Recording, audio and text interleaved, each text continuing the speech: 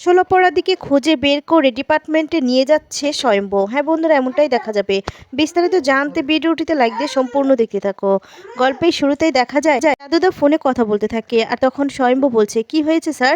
এরপর বলে যে ডক্টর প্রমিতাকে খুন করে চলে গেছে। আর জগদ্ধাত্রীর অপারেশন থিয়েটারে কেউ ঢুকিয়েছিল, আর জগদ্ধাত্রীর এই অবস্থা করে কেউ চলে গেছে। তার ডেড বডি পাওয়া গেছে, কেউ মেরে দিয়ে চলে গেছে। কথাটা শোনার পর স্বয়ম্ভু অবাক হয়ে যায়।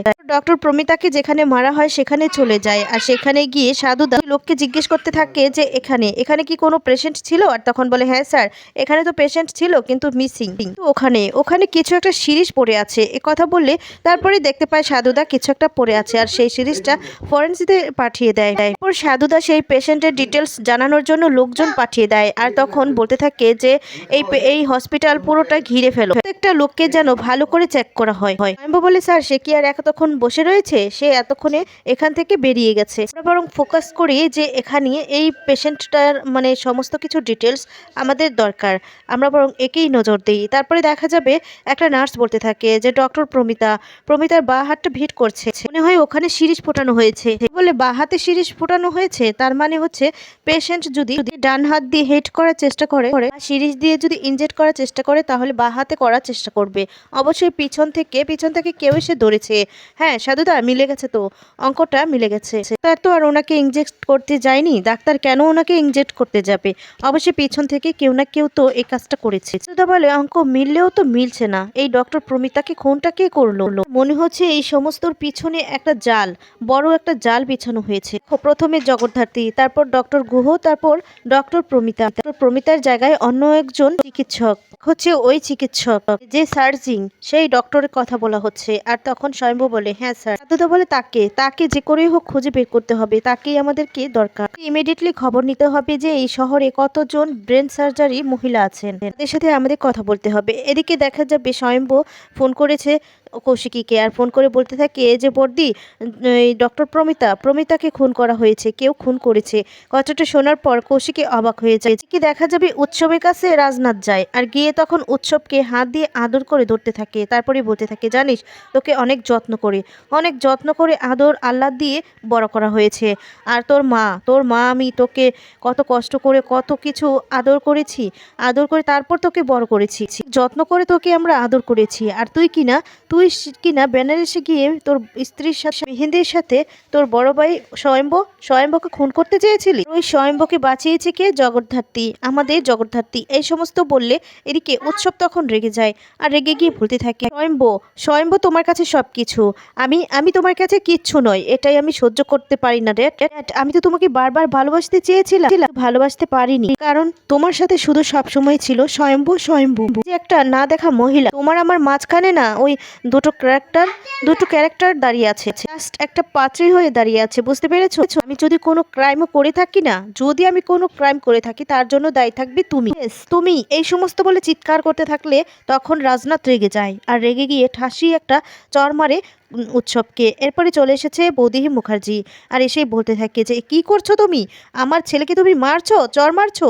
আর তখন বলে, এই বৌদিহি মুখার্জি, একদম চুপ করবে তুমি। তোমার ছেলে বেনারসে গিয়েছিল মেহেন্দির সাথে, এখানে স্বয়ম্ভকে টার্গেট করা হয়েছিল, তাকে বাঁচিয়েছে আমার জগদ্ধাত্রী। আরে ওকে তো পুজো করা উচিত, ফুল দিয়ে ওকে পুজো করা উচিত, কিনা এত কিছুর পরও ছোট্ট একটা সামান্য কেস নিয়ে ওকে বাঁচিয়ে দিল। সেই মেয়েটা বাড়িতে লড়তে পারে না, চড়তে পারে না, লড়ার ক্ষমতা নেই, ওই মেয়েটা প্রাণহীনের মতো করে পড়ে আছে। সেই তুমি, তোমার লজ্জা করে না? তুমি তোমার ছেলে মেয়ে সমস্ত কিছু আড়াল করছো। মুখার্জি বলে, হ্যাঁ করছি 100 বার করবো। এদিকে তুমি আঙুল তুলবে না বলে রাখলাম, একটা জীবন ওকে তুমি বঞ্চিত করে এসেছো। আজকে এই অবস্থা শুধুমাত্র তোমার জন্য রাজনাথ করেছো তুমি। ওকে তুমি কোম্পানির মালিকানা থেকে সরিয়ে দিয়েছো। তুমি আর কৌশিকী দুজনে মিলে ওকে মালিকানা থেকে সরিয়ে দিয়েছো, কোম্পানি থেকে সরিয়ে দিয়েছো।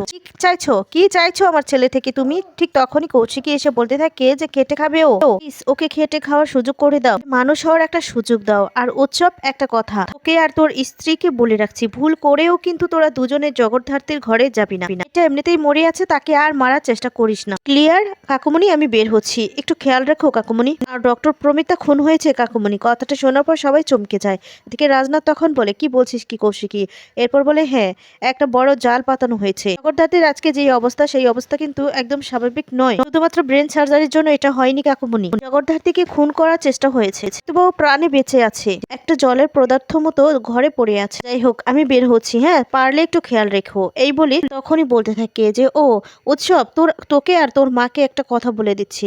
আমাদের কোম্পানির, আমাদের যত সম্পত্তি, যত কিছু আছে সব কিছুর মালিকানা হবে ও দুর্গা মুখার্জি। কথাটা শুনে অবাক হয়ে যায়। কি তখন বলে আগামী 20 বছর পর্যন্ত সমস্ত জায়গা সম্পত্তি সবকিছু আমি করব। এরপর যখন সাবালক হবে দুর্গা মুখার্জি, তখন সবকিছুর দায়িত্ব দুর্গা করব। 2 বছর পর ও চাইলে সেটা নিজের হাতেও নিতে পারে। সম্পত্তিতে তোর বা আমাদের পরিবারের কারোর কোনো শেয়ার থাকবে না। আশা করি কাকুমনি তুমি আমার সাথে একমত আছো। কাকুমনি, আমার কিন্তু সমস্ত লিগেল সমস্ত কিছু হয়ে গেছে। হ্যাঁ, দুর্গা মুখার্জি হতে চলেছে আগামী দিনের এই কোম্পানির উত্তরাধিকারী। কথা বলে কৌশিকী চলে যায়। তখন মোদি মুখার্জি বলতে থাকে এত বড় একটা সিদ্ধান্ত নিয়ে নিল, তুমি কিছু বলবে না? আর তখন বলে ও যা সিদ্ধান্ত নিয়েছে একদম ঠিক সিদ্ধান্ত নিয়েছে। তুমি বা তোমার ছেলে তো কেউ ক্ষমা চাওনি। দুর্গা যখন বড় হবে তখন ওর কাছে আমি নিজে গিয়ে ক্ষমা চাইবো। ও যখন বড় হবে, ওই মেয়েটার ভিতরে যদি কোনো অনুভূতি থাকে, তখন আমি নিজে হাত জোর করে ওর কাছে ক্ষমা চাইবো। কথা বলে সেখান থেকে রাজনাথও চলে যায়। তখন উৎসব রেগে যায়। রেগে গিয়ে তখন বলতে থাকে যে মাম্মি কি হলো? এটা কি হলো? এটা হতে পারে না মাম্মি, হতে পারে না। আমার কথাটা শোনো মাম্মি, এটা কিছুতেই হতে পারে না। আর তখনই দেখা যায় বৌদিও রেগে যায়। বৌদি মুখার্জি তখন বলে একদম চুপ করো তুমি, চুপ করো তুমি। চুপ বলে কেন? কে কে জগদ্ধাত্রী মুখার্জি, কে দুর্গা মুখার্জি, আর কে স্বয়ম্ভু মুখার্জি? এই পরিবারের কেউ না, ওরা এই পরিবারের কেউ না। দুই মুখার্জি তখন আবার ধমক দিয়ে বলতে থাকে যে সবকিছু তোমার জন্যই হয়েছে, তুমি চুপ থাকো, একদম চুপ থাকো। তো কিছু গাঢ় হয়েছে, কেউ পারবে না এটা সমাধান করতে, কিছুতেই পারবে না সমাধান করতে। দেখা যায় রাজনাথ তখনই চলে এসেছে জগদ্ধাত্রীর রুমে। এসে জগদ্ধাত্রীর দিকে তাকিয়ে থাকে আর কষ্ট পেতে থাকে। বলতে থাকে ক্ষমা করে দিও বৌমা। আগে আমি একজনের সাথেও অন্যায় করেছি, বিশ্বাস করো আমি না জেনে আমি অন্যায় করেছি। বিয়েটা করতে চাইনি, আমি জানতাম না যে উর্মিলা বেঁচে আছে আর তার গর্ভে সন্তান আছে, স্বয়ম্ভু হয়েছে, আমি কিছুই জানতাম না। যদি জানতাম উর্মিলা বেঁচে আছে তাহলে আমি হয়তো কি যে বলি তোমাকে, এখন হয়তো স্বয়ম্ভু জন্ম নিয়েছিল। অনেক কিছু বলে রাজনাথ কাঁদতে থাকে। আর তখন বলে জানো তো, এই সমাজে, এই দুনিয়াতে তোমার মতো না একজন মেয়ে দরকার, যে কিনা দুহাতে অপরাধীদেরকে দমন করতে পারে। সুস্থ হও জগদ্ধাত্রী, তোমার সুস্থ হওয়ার প্রয়োজন আছে। জগদ্ধাত্রী, তুমি তো চেয়েছিলে যে এই পরিবারটা একসাথে থাকুক, সুখে থাকুক, শান্তিতে থাকুক, জন্যই তো তুমি উৎসবকে ক্ষমা করেছো, মেহেন্দিকে ক্ষমা করছো। অনেক ভালো একটা হৃদয় জগদ্ধাত্রী।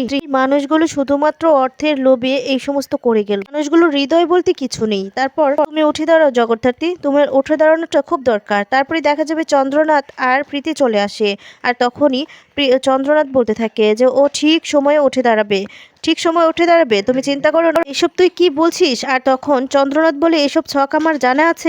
উৎসব চাল চালছে, মেহেন্দি চাল চালছে, ও সেই চাল চালছে। মেয়েটাকে দেখ, এই মেয়েটা এক চালে শুয়ে পড়েছে বাস বলে হাসতে থাকে। বলে এই তোর মাথাটা খারাপ হয়ে গেছে, জল পদার্থের মতো মেয়েটা শুয়ে আছে। আর মেয়েটার বড় একটা অপারেশন হয়েছে, সার্জারি হয়েছে, ওটি হয়েছে, সবাই দেখেছে তো। প্রীতিও তখন বলে সবকিছু ওর অভিনয়, দেখবে ঠিক সময় মতো উঠে দাঁড়াবে। কেন? ও মৃত্যুর অভিনয় করেছিল না, ও মারা গেছে, সবাই জানতো ও মৃত্যু। কিন্তু পরে কি হলো? উৎসব মানে স্বয়ম্ভুকে বাঁচালো, সব মেহেন্দির চাল শেষ করলো। কিভাবে পারলো? ও তো সবার কাছে মৃত ছিল। অনেক কথাই বলতে থাকে। ঠিক তখনই দেবুদা চলে এসেছে। আর দেবুদা প্রীতির মুখে এই সমস্ত কথা শুনে অবাক হয়ে যায়। বলতে থাকে তোমাদের মেয়ে আর বাবা দুজনের কথা শুনে না আমি অবাক হয়ে যাচ্ছি, জানো তো। তোমাকে একসময় আমি ভালোবাসতাম, এখন তোমাকে আমি ঘেন্না করি, ঘেন্না। এই সমস্ত বলে দুজনের মধ্যে তর্কাতর্কি হতে থাকে। চন্দ্রনাথ বলে যে এই মেয়েটি দুর্গা, এই এত কিছু করেও এই মেয়েটি কিন্তু সবশেষে সবকিছুর মালিক হচ্ছে। যতদিন না বড় হবে ততদিন সমস্ত সম্পত্তি কৌশিকীর আন্ডারে থাকবে, আর যখন বড় হবে সমস্ত কিছু ও রাজনাথ বলে তোর মস্তিষ্কে না সমস্যা